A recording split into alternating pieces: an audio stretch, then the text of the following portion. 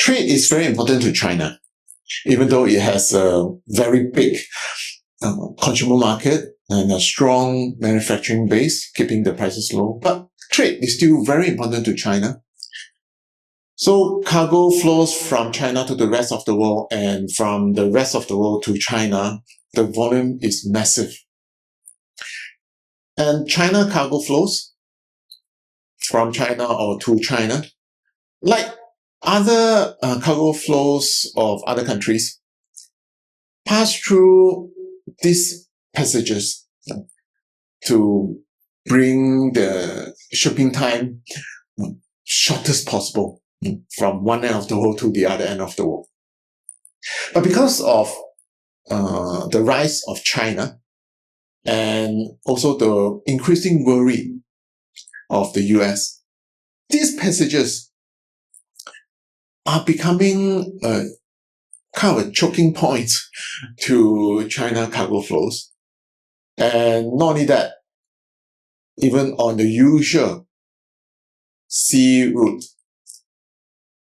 the risk of being blocked by the US Navy battleships is increasing high for China cargoes. So China need to find another options.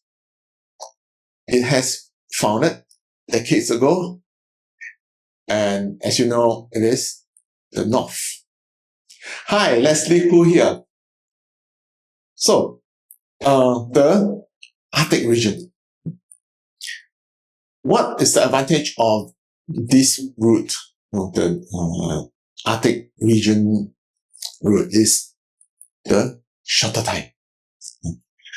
In general, the usual shipping, the time taken is probably around 25 to 40 days, sometimes maybe up to 45 days. If you travel north, the earth is round, though some people think that it's flat. But anyway, that's another story. The time taken, the maximum is up to 25 days. It's very much shorter. China has started the experimental voyage to the north in 2013 to 2016. Then in 2018, it come up with a policy that China will formally explore the Arctic route. And in 2025, last year, September, China has launched a schedule, a formal Arctic shipping route.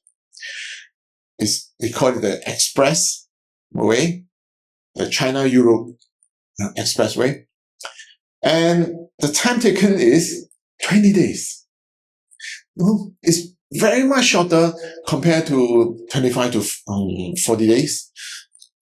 And what this means is that it helps the shipping company as well as the country save a lot in terms of cost.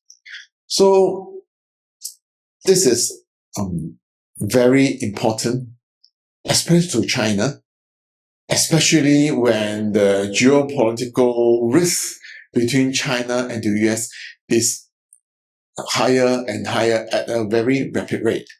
So this Arctic route will go north, and it will sail along the side of Russia.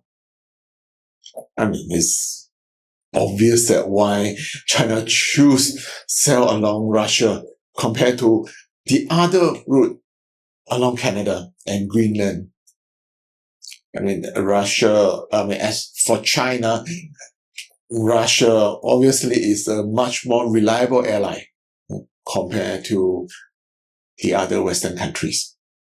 So this is the road that the sea route that China would take when it goes north. pass by Russia and to Europe. So this is, how should I put it? This is very important for China to keep its trade flows, or rather another option to keep its trade flows smooth. I mean, it will be doomed for China if the cargo flows being blocked in the Strait of Malacca, or now Panama is already gone because the US has taken over, and Suez Canal, so on and so forth.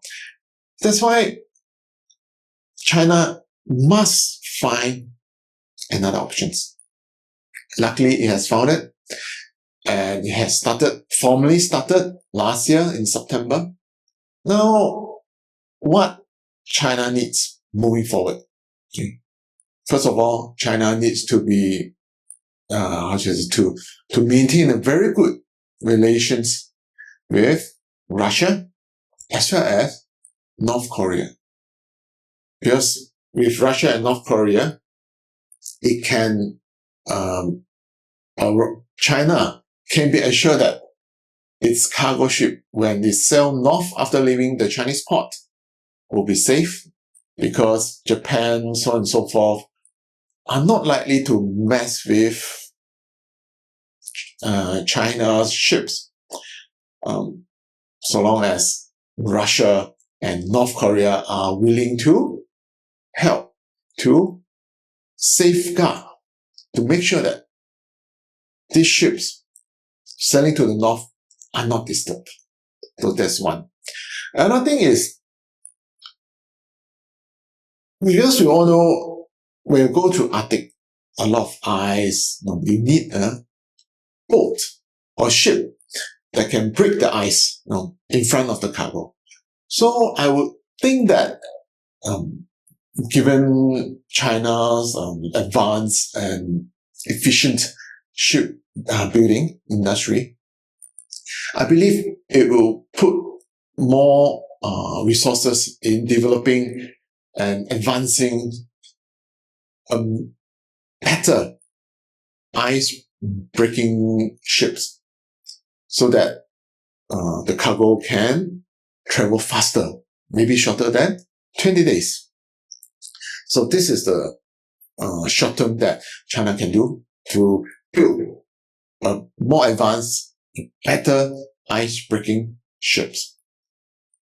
In terms of medium and long term, maybe China can make cargo ships that can break ice, instead of needing an icebreaker in front of them. So that's my guess, but it makes sense that China will want to move in these directions. So this Arctic route for China cargoes is very important, because we have to see beyond Europe, like China, Russia, Europe, and it can go beyond. It will sail further down to Africa